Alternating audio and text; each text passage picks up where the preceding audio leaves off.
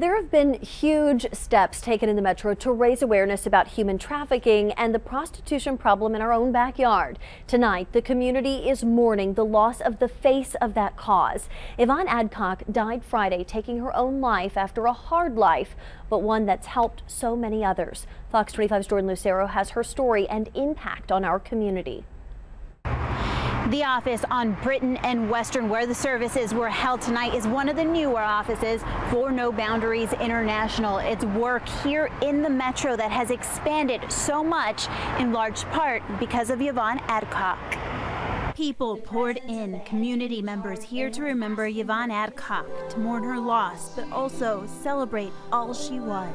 Yvonne and her story has impacted so many girls and so many women and so many of all our volunteers, and so her story, I think, will continue. Adcock pulled herself out of a life of prostitution and human trafficking, a life she knew for 28 years.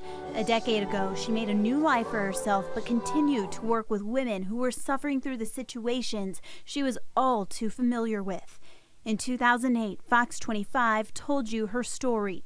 No Boundaries International watched it too. When we started researching human trafficking in Oklahoma City, she was the first face that we ever saw. Adcock became the face of the anti-trafficking cause.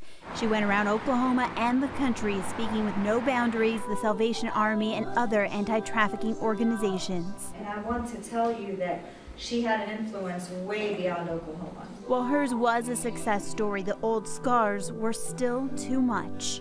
And what we have to realize, it's not a swoop in and grab them and take them out.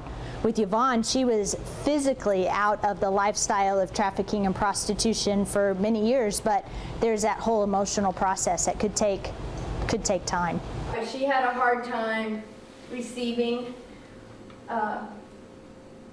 love, just because she didn't know her value, and she didn't see all that everybody else saw in her. Adcock took her life Friday. I think it's really important for the community to become aware that if we don't respond and if we don't do something, it's going to end up in heartache and sorrow and death.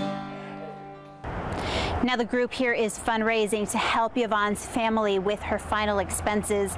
If you would like to donate, there is a GoFundMe page set up in her honor. That information at okcfox.com. In Northwest Oklahoma City, Jordan Lucero, Fox 25 News.